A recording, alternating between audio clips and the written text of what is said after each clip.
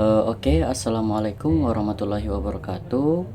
Oke, kembali lagi bersama saya Nurpan. Jadi kali ini kita akan membahas ke bab 3, yaitu yang berjudul Geohistory dalam perkembangannya. Nah, di bab 3 ini terdapat 3 subbab di dalamnya.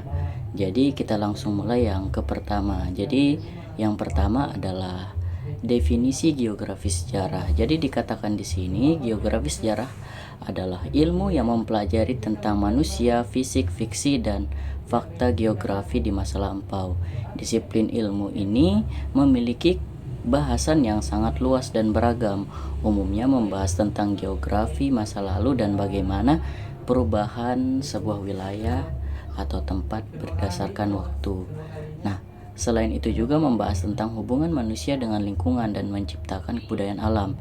Pembahasan geografi sejarah juga mencari bagaimana kebudayaan manusia ini muncul dan berkembang dengan pemahaman hubungan manusia dengan lingkungan.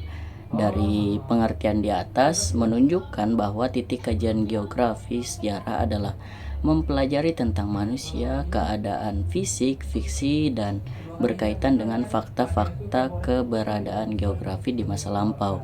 Nah, dengan demikian bukanlah keadaan geografi yang bersifat kekinian atau kebenarannya sekarang, melainkan tekanannya pada keadaan kondisi geografis yang mendukung fakta sejarah di masa lampau, di mana sebuah peristiwa itu telah terjadi gitu.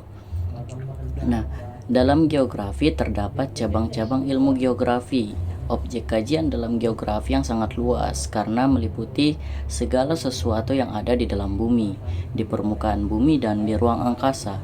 Nah, untuk mempermudah mempelajari geografi, maka disederhanakan menjadi 3 cabang, yaitu geografi regional, geografi fisik, dan geografi manusia.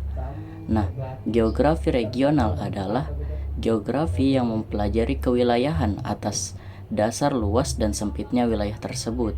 Yang kedua ada geografi fisik. Nah, geografi fisik ini mempelajari tentang unsur-unsur alam asli, dan geografi fisik ini meliputi geomorfologi, klimatologi, dan masih banyak lagi unsur-unsur yang berkaitan dengan bumi. Dan yang ketiga yaitu geografi manusia. Jadi geografi manusia adalah ilmu yang mempelajari hubungan antara pengaruh timbal balik antara alam dengan manusia. Lalu kita lanjut ke subbab yang kedua, yaitu ada perkembangan umum. Nah, di kalangan geograf Inggris, istilah geografi kesejarahan dikenal dengan sebuah historical geography, yang diartikan sebagai penelahan secara geografis atas suatu periode, di mana dikatakan bahwa historical geography adalah geography of the past. Selain istilah historical geography yang umum disebut di Inggris, ternyata di Belanda dikenal dengan istilah historische geography yang merupakan ilmu bantu sejarah yang utama. Memang disadari antara sejarawan dan geograf berbeda fokus perhatiannya dalam membicarakan masa lampau. Nah, bagi sejarawan, dunia adalah peradaban, sedangkan bagi geograf yang menarik tentang masa-masa lampau adalah permukaan bumi. Nah, dengan studi masa lampau suatu wilayah yang tercakup dalam 2 hal. Yang pertama ada persebaran suatu gejala manusiawi seperti agama, dialek, peradaban, dan kekuasaan. Yang kedua yaitu masalah-masalah yang menyangkut lokasi, misalnya di mana letak lokasi suatu wilayah kerajaan kuno. Seseorang geograf sekalipun punya fokus perhatian besar dalam kajiannya terhadap sejarah. Ia tetap saja dengan latar belakang geograf tersebut disebut historical geographer. Untuk keperluan studinya, ia banyak memerlukan bahan-bahan dari berbagai cabang geografi seperti geografi fisik dan geografi biologis. Nah, unsur-unsur lingkungan seperti topografi, batu-batuan, perairan, iklim, dan dapat pula berubah mengikuti zaman.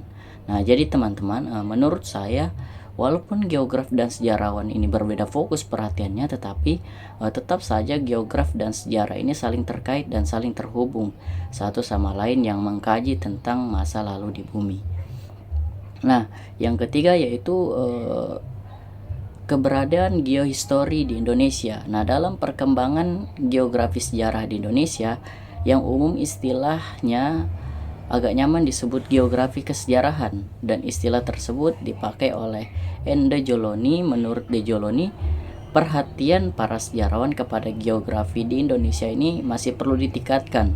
Sejarawan nasional Indonesia seperti Muhammad Ali ini berusaha keras untuk memperbaiki keadaan uraian sejarah agar sesuai dengan kondisi geografi menurut zamannya. Nah, ditonjolkan gejala-gejala geografis seperti ledakan gunung api, pertempuran pelabuhan, pergeseran pantai, lokasi strategis pada perairan sungai sebagai latar belakang peristiwa dan fakta sejarah. Nah, selain Muhammad Ali juga sejarawan nasional lainnya yang memanfaatkan geografi kesejarahan ini seperti Muhammad Yamin. Nah, yang memanfaatkan geografi kesejarahan dalam menelaah lahirnya peradaban Majapahit di wilayah delta Sungai Barat, dan juga Sukmono yang melakukan ekspedisi ke Sumatera, dan beliau berpendapat bahwa pada masa Sriwijaya, garis pantai Sumatera bagian timur terletak di daerah pedalaman. Nah, dengan keberadaan geohistory di Indonesia, ini cukup banyaknya membantu para sejarawan nasional dalam memahami dan memecahkan masalahnya. Oke, mungkin itu saja dari bab 3 ini. Mohon maaf jika banyak kekurangan. Saya Nurpan undur diri. Terima kasih dan wassalamualaikum warahmatullahi wabarakatuh.